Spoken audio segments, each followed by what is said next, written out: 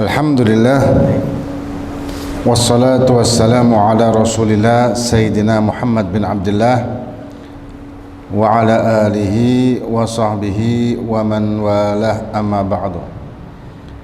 Alhamdulillah, kita melanjutkan kajian-kajian kitab Muqaddimah Hadramiyah yang disusun oleh As-Sayyid Syekh Abdullah bin Abdurrahman Bafadhal rahimahumullahu ta'ala, dan kita telah menyelesaikan bab zakat. Yang sebelumnya kita menyelesaikan masalah tentang pembagian zakat dan orang-orang yang berhak menerima zakat. Ya, siapa saja yang berhak menerima zakat, karena di luar itu maka tidak boleh menerima. Haram malah kalau dia meminta sedangkan dia tidak punya hak atau bukan mustahikin. Dan kita kalau misalkan tahu kalau orang ini bukan mustahik tapi tetap kita kasih zakat kita, maka belum gugur kewajiban zakat itu. Jadi masih ada tanggungan kita berarti. Nah, kemudian di luar zakat ini wajib dan termasuk rukun iman. Ada namanya sodakoh. Ya, ada namanya sodakoh. Nah, sodakoh ini dikatakan wal afdal israru bi sodakoti tatawwu', dan afdal sembunyi ketika kita bersodakoh. Sodakoh ini sodakoh tatawwu' dalam artian sodakoh itu ada dua kan? Ada sodakoh wajib, ada sodakoh tatawwu'. Kalau sodakoh wajib ini sodakoh zakat. Kalau sodakoh sunnah, ya sodakoh yang kita kenal itu. Ya. Nah, kemudian isyarat bi sodakoh at-tatawwu' bi khilafiz zakah. Jadi kalau sodakoh itu dianjurkan kita untuk diem-dieman. Maksudnya tidak dikeluarkan atau tidak disiar, ya, tidak disiarkan. Tapi kalau zakat gimana? Kalau zakat idhar lil imam wa kadza li malik. Buat imam ini maksudnya pemerintahan. Jadi mensyiarkan pemberian zakat, pengumpulan zakat, pemberian zakat. Wa kadza li malikin, dan begitu juga orang yang pemilik harta yang dizakatin itu juga afdal untuk idhar. Idhar itu menampakkan. Kenapa? Ya untuk dakwah sebetulnya sih. Untuk ini, entah apa namanya, untuk syiar. Beda dengan sodakoh. Kalau sodakoh ini sembunyi-sembunyi karena bisa menjadikan riya. Kalau zakat itu merupakan kewajiban. Cuman memang kudu jaga hati sih ya. Jaga hati tetap. Karena apapun yang kita lakukan, baik yang idhar maupun israr. Idhar ini berarti kita tampakkan. Kalau israr itu kita sembunyikan. Ini semuanya tidak lepas dari riya. Kita sendirian pun bisa riak loh. Riak dari mana? Ujub. Riak kepada diri sendiri. Memang namanya ujub. Ujub ini kita menjadikan diri kita ini, amalan yang kita lakukan ini suatu kebanggaan bagi kita dan kita mengaguminya. Dan kita melakukan itu untuk mengagumi diri kita sendiri. Ini termasuk dalam kategori riak. Tapi nama lainnya ujub. Karena riya itu kan ditampakkan ke orang. Riya itu karena orang, ya, karena makhluk. Nah, kalau ujub ini karena diri kita sendiri. Nah, kemudian wa tasaddaq alal gharibil agrab. Nah, sodako ini termasuk amal yang pahalanya besar. Kenapa demikian? Karena ibadah yang menyangkut harta ini susah.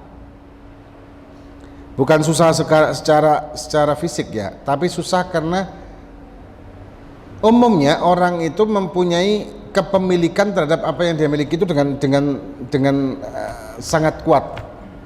Kalau dia punya harta, maka dia melindungi hartanya itu dengan kuat. Itu umumnya kan begitu. Orang melindungi dompetnya, HP-nya, mobilnya, karena mereka sayang dengan hartanya. Nah, ketika dia harus keluarkan harta yang dia miliki, maka dia menginginkan timbal balik dari apa yang dia keluarkan. karena dia punya kecintaan terhadap harta itu. Umumnya ini sekali lagi ya, umumnya. Kecuali orang yang cintanya ke akhirat lebih tinggi daripada ke dunia. Contoh aja, kita kalau mau umroh, yang kita tanyakan pertama setelah tahu harga apa? Ana mau umroh bareng antum, ya. Harganya berapa? Misal 30 juta pemberangkatan Surabaya, misal gitu ya.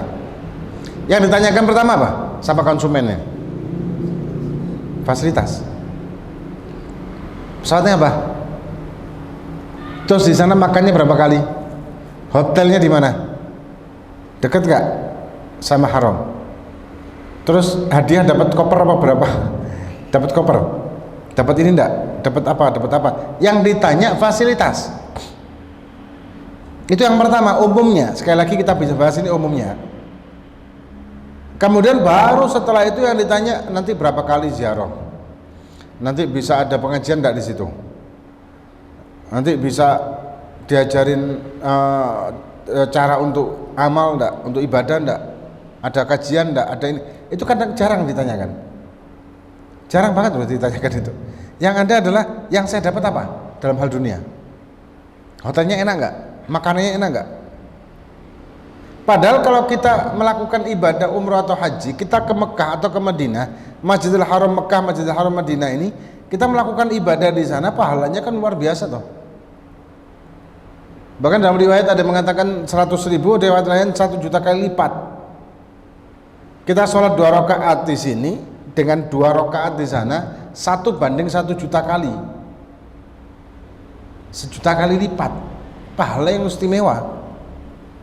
Misalkan kita sholat subuh di Malang dengan sholat subuh di Mekah, Haram Mekah, itu pahalanya seperti kita melaksanakan sholat subuh 1 juta kali di Malang dengan 1 kali di Mekah.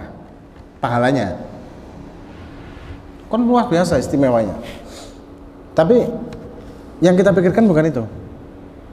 Yang kita pikirkan bukan apa yang saya dapat untuk akhirat, tapi apa yang saya dapat untuk dunia. Karena memang kodratnya manusia itu ketika memiliki sesuatu atau harta atau dunia atau uang, eman mau keluar. Maka itu kata Habib Ahmad bin Hasan Al-Attas Ba'alawi rahimahumullahu ta'ala, dalam kitabnya beliau mengatakan, banyak orang was-was di ibadah yang menyangkut badan, sholat, kemudian wudu, kemudian najis, banyak yang was-was. Wudu 1 kali kayak lega lego, 2 kali, 3 kali, sampai habis itu air. Sholat ya begitu, takbir, gak lego, Allah tidak jadi lagi, Allah batal lagi, balik begitu. Banyak orang yang was-was di ibadah badaniyah, katanya Habib Ahmad bin Hasan Al-Attas Ba'alawi. Tapi jarang, bukan beliau mengatakan tidak ada, jarang orang yang was-was di ibadah maliyah, ibadah yang menyangkut harta seperti zakat, sodako, jarang was-was. Bahkan tidak perlu pas. Zakat fitrah berapa? 1 mud ya, satu sok, 1 mud 4 amdad. Berapa 1 sok ini? Ada yang mengatakan 2,5 kilo, ada yang mengatakan 2,6, ada yang mengatakan 2,4. Kenapa kok nggak dipasin 3 kilo, dilebihin? Bahkan ada orang yang beli, sengaja beli, ada orang beli, misalkan dia menganggap 2,5 kilo ya, dia beli nih, karena nggak mungkin beli setengah kiloan, maka dia beli 3 kilo, atau beli mungkin yang kantong 5 kiloan itu. Setelah dia beli kantong 5 kiloan, dikurangin sama dia 2,5 kilo. Ada itu, ada itu. Lah kenapa kok nggak sekalian 5 kilo aja, sedangkan dia mampu? Beda kalau memang dia tidak mampu sama sekali. Lah kalau tidak mampu malah tidak mengeluarkan zakat. Harusnya kan, logikanya kalau orang tidak mampu ya nggak ngeluarin zakat, malah menerima zakat. Tapi ini pas ngepres 2,5 kilo, 2,5 kilo. Padahal kalau dilebihkan 3 kilo, cuman lebihannya setengah kilo aja. Anggap beras 1 kilonya berapa sekarang ini? 10.000. Berarti 5.000. Kalau orang mampu atau orang sedengan, tidak berat segitu. Tapi kalau orang tidak mampu, sangat-sangat tidak mampu, ya memang berat. Jadi kita mengeluarkan atau melakukan ibadah yang menyangkut harta ini perhitungan sama Allah SWT. Perhitungan. Sedekah, perhitungan juga. Sedekah itu juga perhitungan. Maka itu dikatakan orang kalau mau sedekah ya, bukan zakat nih. Itu mulai sejak muncul niat sampai dia sedekah, sampai selesai, sampai dia berpaling pulang ke rumah, itu berarti dia telah perang melawan 70 setan. Jadi mulai muncul keinginan sedekah itu 70 setan sudah ngeriwui, gandoli hatinya, gandoli pikirannya, gandoli segala macam intinya, dicegah dia untuk melakukan sedekah. Kenapa demikian? Karena pahalanya gede. Pahala sedekah itu besar, asal memenuhi syarat. Ya, pahalanya itu besar asal memenuhi syarat. Ada satu cerita di dalam kitab Jawahirul Uluwiyah Syekh Muhammad Al-Jadani, syarahnya Arba'in Nawawiyah. Dikisahkan di situ ada seseorang yang dia setelah mendengarkan majelis tentang masalah 70 setan ini, dia berdiri di majelis mengatakan, "Ya Syekh, wahai Syekh, saya mau pulang sekarang, ana mau perang sama 70 setan." Ya kan? Katanya Syekhnya, pulang karena keburu-buru dia langsung ke dapur. Istrinya di kamar, ketika suaminya datang dengan keburu-buru masuk langsung ke dapur, curiga, diikutin, ditutup bojone ya. Sampai ke dapur ternyata dia ngambil satu karung gandum yang baru beli, karung besar. Diambil satu karung ini langsung dipikul keluar dari dapur, dihalangi sama istrinya. "Ngapain?" "Ana mau sedekahkan semuanya." "Loh, jangan semuanya," kata istrinya. "Jangan semuanya. Anggap itu mungkin 25 kilo itu, 5 kilo aja atau 1 kilo aja malah." Akhirnya ribut. Ini kan baru beli lah, ini rame tarik-tarian karung tersebut. Akhirnya si karung ini jebol, berantakan. Kesel si Rijal ini, balik ke majelis, tanya syekhnya, "Ya fulan, sudah perang kamu sama 70 setan?" "Khalas, aku tadi perang dengan 70 setan, saya menang. Terus wajahat ummuhum, dan datang ibunya mereka, saya kalah," katanya. Saking pegelnya istrinya dikatakan ibunya setan. "Wajahat ummuhum, dan datanglah ibu mereka, saya sudah perang nih dengan 70 setan, saya menang. Tahu-tahu ibunya setan muncul, maka saya kalah." Emang berat. Orang mau sedekah, ibadah harta itu luar biasa berat. Bahkan tadi yang saya katakan tadi ya, mau umroh saja, ibadah yang nilainya besar dalam akhirat, dalam pahala, itu masih perhitungan kan? Masih perhitungan. Mau umroh itu perhitungan. Kita masukkan uang ke kotak masjid, itu juga perhitungan ketika kita buka dompet, ada 150, 20, 10, 5.000. Perhitungan kita kan masih mikir kalau untuk masukkan uang 100, kecuali memang uang kita tidak ada sama sekali kecuali 100. Tapi ini ternyata 100-nya banyak. 100-nya berderet-deret dan kebutuhan wajibnya dia sudah terpenuhi, berarti ada lebihnya kan. Tapi kalau untuk masukkan uang itu ke masjid, ke kotak amal, 100 itu merasa besar banget. Pada orang sedekah itu diganjar oleh Allah Subhanahu wa taala dengan kelipatan-kelipatan yang luar biasa, bahkan bisa jutaan kali lipat. Bayangin, anggap 1 juta kali lipat, kita sedekah 100.000 dikali ganjarannya diberi oleh Allah manfaatnya dan pahalanya itu 1 juta kali, berarti 100 miliar yang kita dapat dari pahala itu. Nilai yang besar. Tapi dengan beberapa persyaratan kesahannya, karena semua ibadah itu pasti ada syarat-syarat sahnya ibadah. Jadi tidak bisa sembarangan kan. Syurut sah ibadah. Nah. Kemudian dikatakan bi khilafiz zakat wa tasadduq 'alal gharibil aqrab waz zauj. Sedekah itu afdalnya untuk sedekah kepada orang-orang dekat. li'annahu aula minal ajnabi wal afdal takdimul agrab fal agrab minal maharim. Ya, jadi keluarga dekat yang memang membutuhkan, keluarga dekat, adik mungkin, atau sepupu ya, sepupu mungkin, ponakan, atau pokoknya saudara dekat.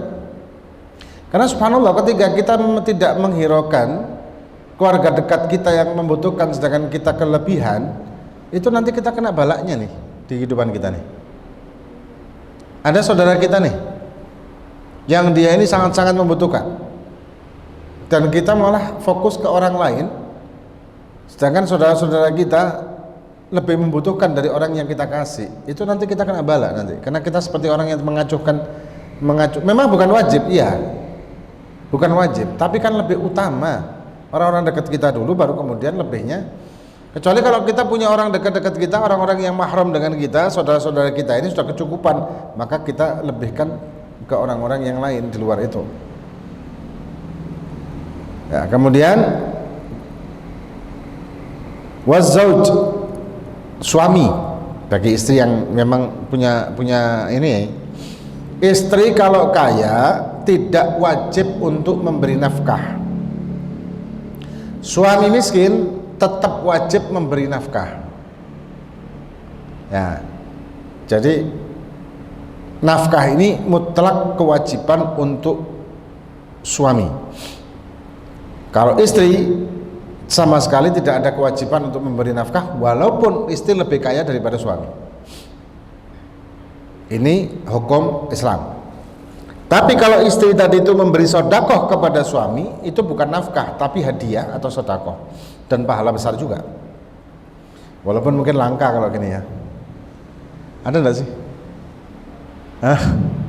Istri yang ngasih hadiah sama suaminya uang tunai, ada enggak? Karena istrinya kaya begitu jarang ya. Ada lah tapi jarang. Nah, atau sebaliknya, istri memberi sodakoh kepada istri. Loh, kan bukan sodako kalau istri, kan nafkah. Ya, di luar nafkah. Jadi nafkah ini, ya, nafkah ini ada minimal nafkah secara syariat. Minimal nafkah. Ini yang banyak tidak dipahami oleh orang-orang zaman sekarang ini. Minimal nafkah. Nah, minimal nafkah ini ada hitungannya. Tergantung dari penghasilan atau kedudukan suami dalam hal sosialnya. Misal ada suami yang kaya, menengah ke atas, ada yang menengah ke bawah atau miskin. Itu tiga kriteria ini masing-masing punya minimal nafkah masing-masing. Nah, ada yang sekian, ada yang sekian, tergantung. Nah, di luar minimal nafkah tadi atau di lebihnya minimal nafkah itu sunnah, itu sedekah. Nah, kadang ada suami istri atau istri mungkin yang tidak paham ini, bukan kadang, sering, hingga menganggap sesuatu yang sebetulnya tidak wajib bagi suami untuk memberi kepada istrinya dianggap wajib. Padahal itu sudah gugur, bukan lagi nafkah. Jadi nafkah itu sekali lagi ada ukurannya dalam syariat. Mulai dari sandang, pangan, papan. Itu ada ukurannya. Ada ukurannya. Juga pembantu, ya, pembantu rumah tangga. Itu ada juga, ada pengertiannya di sini nanti. Wajib memberi pembantu atau tidak itu tergantung. Nah, ini ada aturannya dalam syariat nih. Cuma rata-rata orang nggak paham nih. Rata-rata nggak paham. Ya. Yang dibahas sekarang lagi ramai di medsos-medsos itu kan, istri itu tidak wajib untuk memasakkan suami makanan. Memang betul. Cuma itu kan seolah-olah di blow up seperti itu. Betul memang ya, tidak salah, tidak wajib. Tapi itu merupakan bagian dari pahala suami, pahala si istri untuk sedekah kepada suami. Iya kan? Memang tidak wajib, betul. Suami masak sendiri, makan sendiri, betul memang. Tapi ketika istri yang memasakkan, pahalanya besar. Kalau suami yang meminta istrinya memasakkan, gimana? Jatuhnya wajib juga taat itu. Karena taatnya bukan masalah melanggar syariat. Istri wajib taat sama suami selama tidak melanggar syariat. Ketika suami minta tolong masakan saya telur, nasi goreng misalkan, masakin nasi goreng dong. Apakah ini hukumnya amr? Iya, hukumnya amr. Dan ketika amr, maka wajib dilakukan selama tidak melanggar syariat. Sebetulnya suami istri itu kalau misalkan belajar fikih nikah itu insya Allah bakal rukun aja kok. Jangan terpengaruh dengan medsos-medsos ini, karena di medsos ini kan patriarki lah, feminisme lah, apalah. Ini orang-orang banyak yang akhirnya terblow up macam-macam di situ. Jadi termindset yang jadi waduh, seolah Islam itu agama yang kejam dengan wanita, yang ini, yang itu. Akhir zaman. Nah, kemudian dikatakan tsummal ab'ad, jadi zauj atau zaujah tadi, atau suami atau istri. Ya, suami ataupun istri yang afdal untuk diberi nafkah tadi kan. Kemudian tsummal ab'ad. Kemudian setelah itu yang saudara jauh. Ya, saudara jauh, ya misalkan mungkin apa, sepupu lah atau apalah begitu kan, saudara jauh. Tsumma maharim warradha, summa maharimir radha. Kemudian mahram secara radha'ah. Mahram secara radha'ah ini yang sudah pernah kita bahas sebelumnya. Mahram itu kan ada mahram nasab, ada mahram radha'. Mahram radha' ini yang disusui. Seorang anak yang umur kurang dari 2 tahun disusui selama 5 kali susuan. Ya, umur kurang dari 2 tahun disusuin selama 5 kali susuan, maka anak itu menjadi anak susu atau anak radha'ahnya si ibu tersebut, ibu yang nyusuin. Dan nanti juga ada pembahasan ke suami ibunya dan sebagainya. Itu yang dinamakan radha'. Tsummal musahara. Musahara ini hubungan pernikahan seperti ipar, menantu juga afdal dikasih sedekah kalau membutuhkan. Tsummal wala ini yang pernah membebaskan, ini zaman dulu tapi sekarang udah ada. Wal jar, dan tetangga. Ya, itu urutan afdaliyah untuk sedekah. Ya, urutan afdal. Kemudian tetangga kita, orang dekat kita. Tapi kalau kita punya lebih lagi, kita lebih luaskan lagi, tidak ada masalah. Kita punya kemampuan untuk memberikan sedekah dengan banyak orang, dan kita perluas sedekah itu kepada orang-orang Jawa, apalagi zaman sekarang mudah transfer. Tidak apa-apa. Tidak apa-apa, bebas saja. Wa'al adu, dan kepada musuh. Bukan musuh agama ini ya, musuh dia. Mungkin masalah bisnis mungkin atau apa, atau pertengkaran karena apa jadi musuhnya. Itu dikasih. Kemudian wal afdal tasaddaq alal adwil gharib tumal ajnabi, musuh yang merupakan saudara kerabat atau musuh yang merupakan ajnabi bukan kerabat. Yang diutamakan yang kerabat dulu, mungkin ada pertengkaran keluarga atau apa. Kayak yang umum terjadi itu masalah waris bisa menjadikan pertengkaran rumah tangga antar keluarga. Masalah waris atau masalah apa. Nah, itu diutamakan.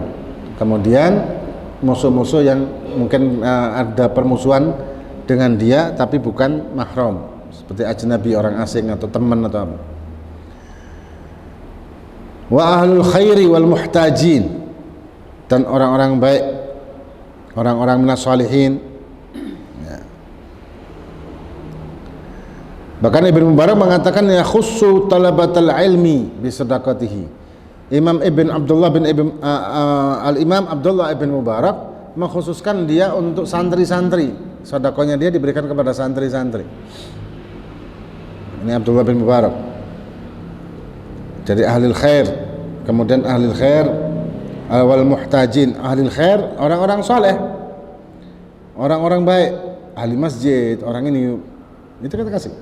Andai kata orang tersebut misalkan ya, ada orang minas solihin tadi, mereka mampu, bukan orang fakir atau miskin, tidak mustahik zakat. Bisa tidak kita kasih sodako? Boleh. Kita kasih hadiah gitu sodako, boleh. Karena sodako itu tidak seperti zakat. Kalau zakat kan ada spesifik orang yang berhak untuk menerimanya atau yang wajib kita kasih.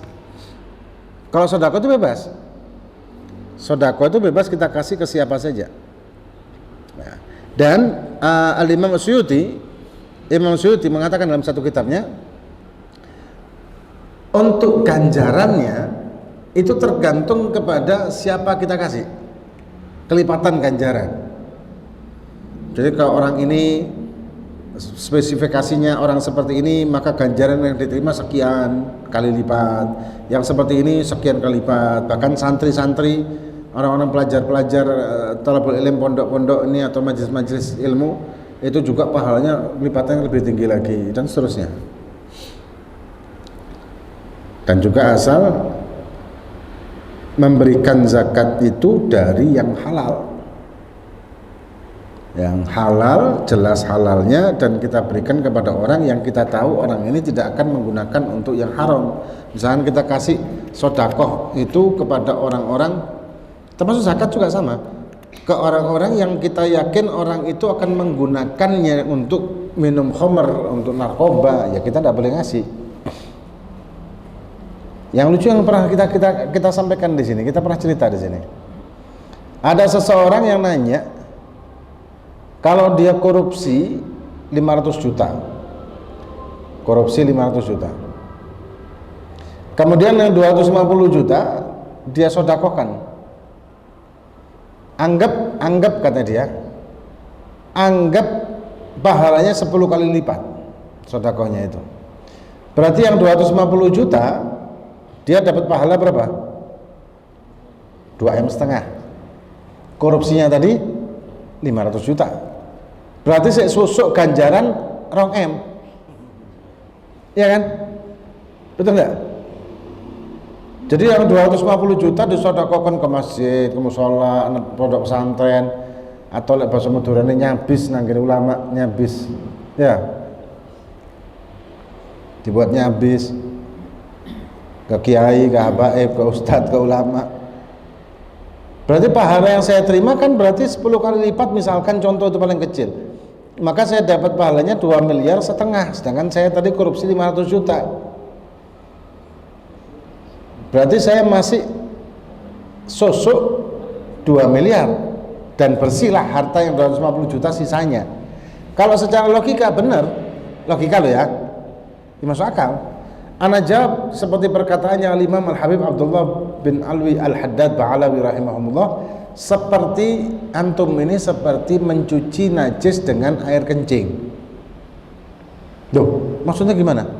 Ya sampai kiamat tidak bakal suci. Ya apa cara mensucikan najis? Sarung kena najis nih, nyucinya pakai air kencing. Ya apa cara sucinya? Ya sampai kiamat tidak bakal suci. Sampai kiamat ya tetap sudah tidak bakal suci sudah. Nah, terus gimana? Ya haram, dosa tetap. Bahkan dosanya bisa berlipat ketika Anda memasukkannya ke masjid atau ke pondok pesantren atau ke orang-orang alim. Nah, mereka tidak tahu. Lah kalau tidak tahu gimana? Namanya tidak tahu, tidak ada hukum. Walaupun tidak ada keberkahan di situ ya, tapi tidak ada hukum memang. Tapi ketika mereka tahu, Ustaz atau Beb, alhamdulillah saya tadi korupsi ini ada berapa? 50 juta. Saya tadi korupsi 500, ini 10%-nya buat antum, moga-moga berkah. Doakan supaya tidak ketahuan. Tahu seperti itu, ada ikrarnya seperti itu, haram untuk menerimanya dan wajib amar ma'ruf nahi mungkar. Kak Moron delok piro? 50 juta, usah apa-apa salah. Tergantung nilai. Bukan begitu dong. Haram ya haram, hak-hak batil-batil. Wajib langsung nahi mungkar kalau tahu ya. Bahkan takmir misalnya dikasih ini buat beli karpet. Setelah itu tahu, oh ternyata uang yang dibelikan karpet itu hasil korupsi. Gimana? Keluarkan karpetnya, balikkan. Keluarkan dari masjid. Jadi Tapi secara logika masuk akal. Logika masuk akal. Yang tanpa ilmu ya, orang tidak ngaji tanpa ilmu ya kan berarti susuk ganjaran, masuk akal kan? Padahal ternyata ketika kita beramal dengan maksiat, beramal dengan dosa tadi, korupsi itu tadi, korupsi kita kan dosa sudah. Amal yang kita gunakan dengan hasil korupsi tadi tidak ada manfaat sama sekali, malah nambah dosa. Akhirnya bikin kita kaget, dia ngomong begini, teman-teman saya itu sukanya mengamalkan seperti ini, maksudnya makanya mereka berani korupsi tapi pasti ada sodakohnya. Waduh, lah kok gini tuh? Hah? Maka itu jadi berani ya. Insya Allah. Jadi intinya sekali lagi kita sodakoh itu juga ada syaratnya, ada syarat sahnya sodakoh dan ada syarat sahnya syarat-syarat diterimanya sodakoh. Karena yang sudah sering kita sampaikan, amal ibadah yang sah belum tentu diterima. Amal ibadah yang diterima pasti hasil dari ibadah yang sah. Wallahu a'lam bishawab. Ada pertanyaan? Ya. Ada suami istri bisa. Perempuan mau nikah, terus si istri ngasih tahu suaminya, terus pakai wali dari perempuan, hukumnya gimana? Bapaknya ada, bapak kandungnya ada, tidak bisa dong. Dikasih tahu. Tidak bisa. Tidak bisa. Jadi ada seorang anak perempuan yang masih punya bapak kandung, cuman karena cerai sama ibunya, hingga si ibu ini menikahkan anak tersebut dengan diam-diam, sedangkan bapaknya masih ada atau sekota malahan, hukumnya ya tidak sah. Karena masih ada bapak sekandungnya. Kecuali bapaknya udah hilang gitu, tidak ketahuan limbahnya dan sudah dicari, ada ikhtiar untuk mencari, tidak ketemu, memang sudah tidak tahu kemana begitu. Nah itu lain cerita, bisa pakai wali hakim. Tapi kalau masih ada bapak, apalagi ini perawan, anak gadis yang belum pernah nikah, nah, bisa. Atau dengan masa fakosar sih sebetulnya. Ada yang mengatakan ada pendapat memang masa fakosar. Dalam arti masa fakosar ini dengan jarak yang jauh. Tapi masa fakosar itu juga kalau zaman dulu memang susah untuk komunikasi, dan sekarang kan gampang. Jadi tidak ada alasan kalau sekarang ini dengan masa fakosar. Karena mudah kita untuk komunikasi, orang sejauh manapun kan kita bisa komunikasi.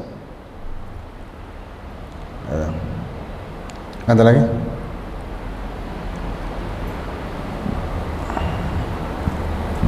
Ada pertanyaan?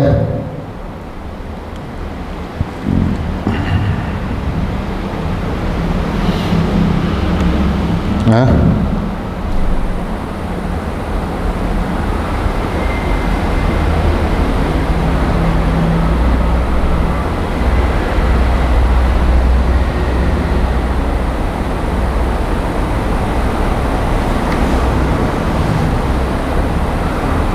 Ada mau ditanyakan?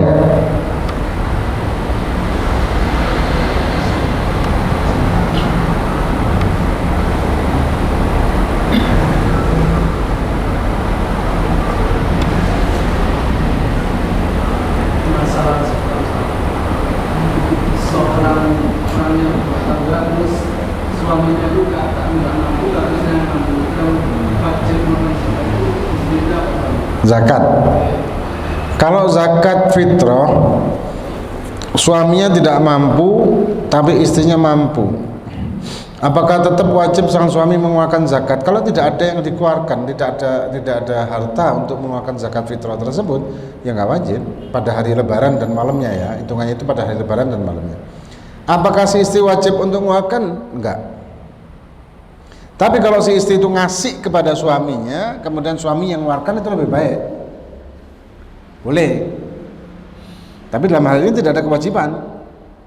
Tidak ada kewajiban istri untuk memberi suami supaya suami mengeluarkan zakat fitrah, nggak ada kewajiban. Tapi kalau dia melakukan itu, ya afdal sih, lebih baik sih, sempurna sih. Hah? Iya, kenapa?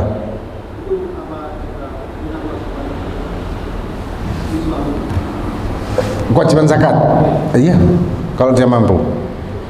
Kalau dia mampu, hitungannya kan Pokoknya kalau dia mampu, wajib mengeluarkan zakat fitrah untuk dirinya, prioritas pertama. Prioritas kedua, ketika ada lebih lagi adalah istrinya, ada lebih lagi kemudian anaknya yang pertama, ada lebih lagi anak yang kedua, dan seterusnya. Itu prioritas mengeluarkan zakat fitrah. Tapi kalau dia mampunya cuma satu jiwa, maka dia mengeluarkan untuk dirinya pribadi. Kalau dia mampunya hari lebaran dan malamnya itu hanya untuk 2 jiwa mampunya, maka dia dan istrinya. Kalau mampunya cuma 3, ya dia istrinya salah satu anaknya yang pertama misalkan, dan begitu seterusnya. Kalau tidak pernah mampu sama sekali, waktu malam Id dan hari lebaran itu tidak mampu sama sekali tidak ada, sama full sudah entek-entekan, maka ya sudah tidak mengeluarkan zakatnya. Tidak mampu kok. Lah istrinya ternyata mampu. Apakah istri yang wajib mengeluarkan zakat? Tidak. Tapi kalau istrinya yang ngasihkan kepada suami, kemudian suami mengeluarkan zakat dengan niatnya, itu lebih bagus, lebih afdal, pahala besar. Tapi nggak wajib. Memang nggak wajib. Ya. Ada lagi?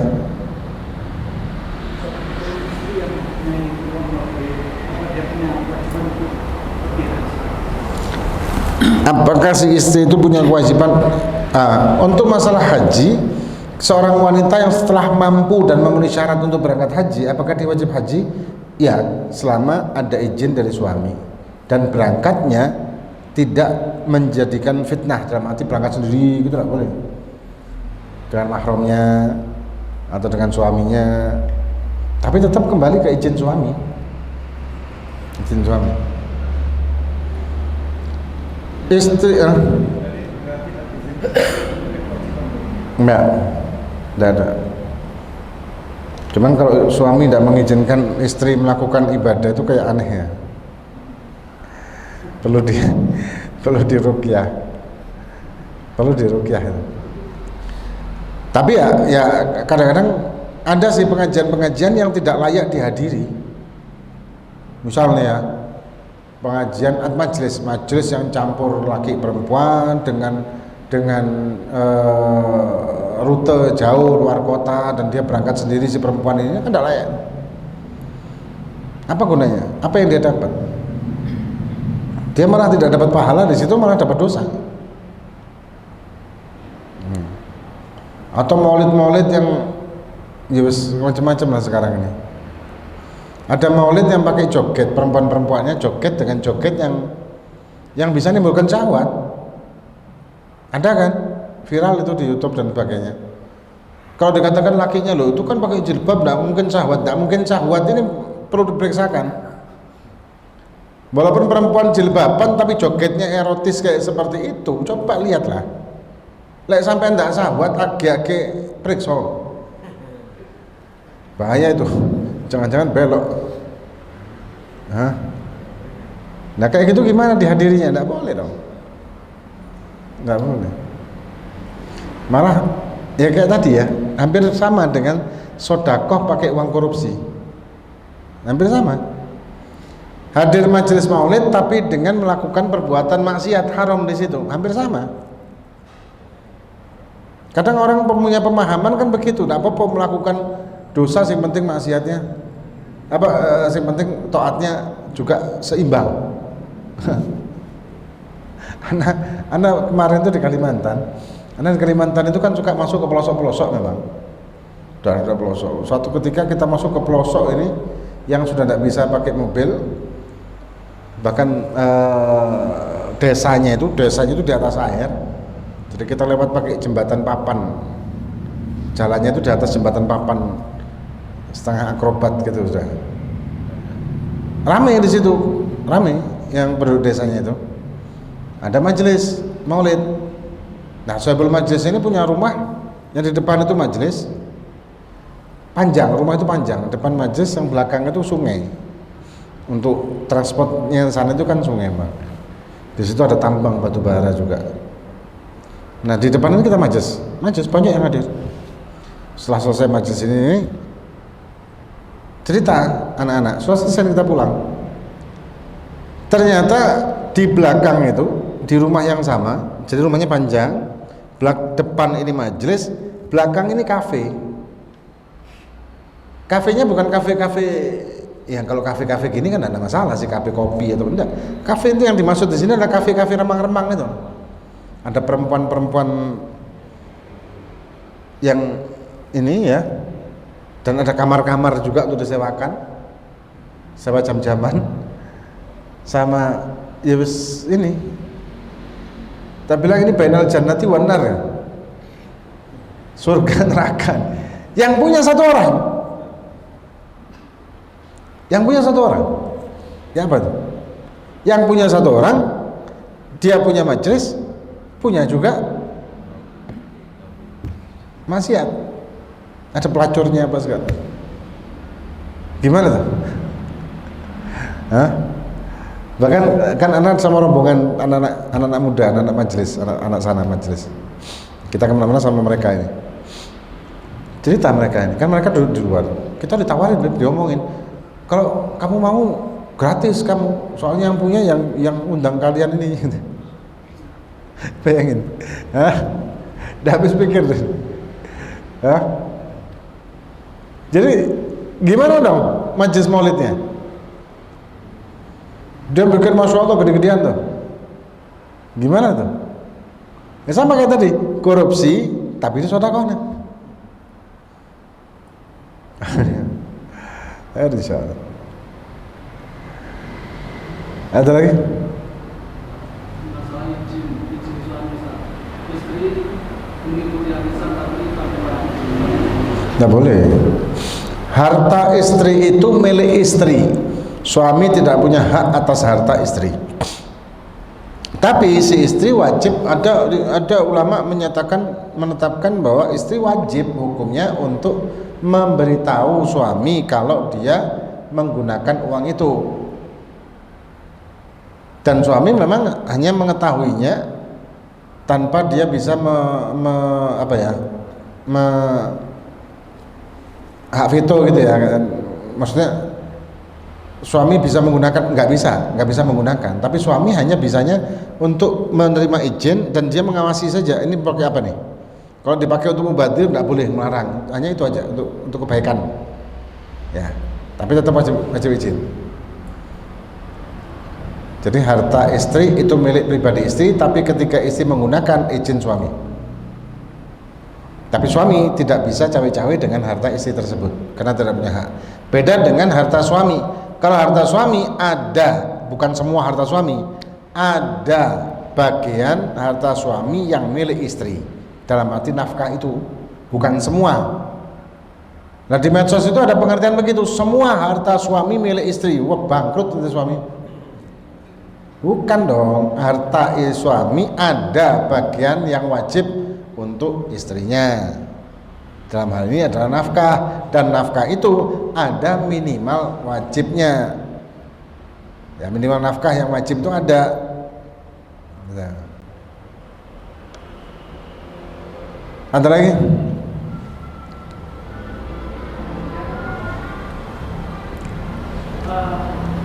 suami istri yang istrinya selingkuh terus tobat kepada suaminya dan tidak mulai lagi, lalu sikap suami seperti apa?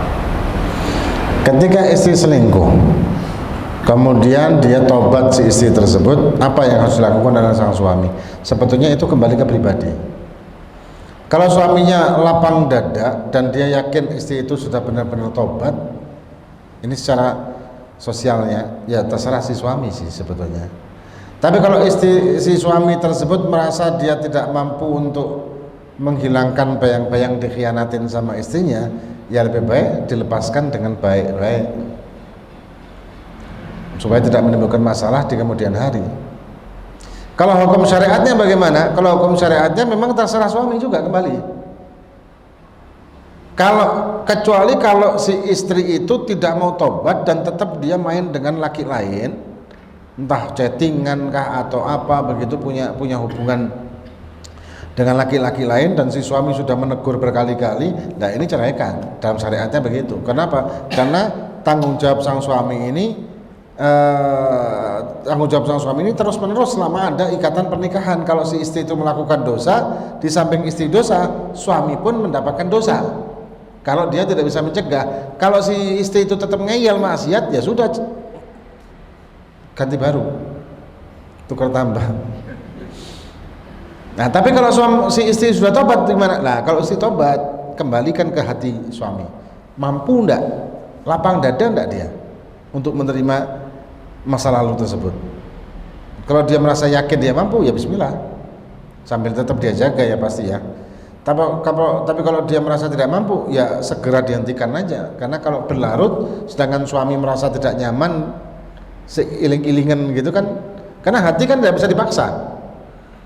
Ya kan kasihan, nanti perjalanan rumah tangga itu akan hambar. Kasihan si istri juga, butuh kasih sayang, butuh perhatian, tapi ternyata suami merasa jijik ketika memberi kasih sayang. Lebih baik ya bisa aja. Ya jadi kalau sudah tobat, terserah si suaminya gimana. Ada lagi?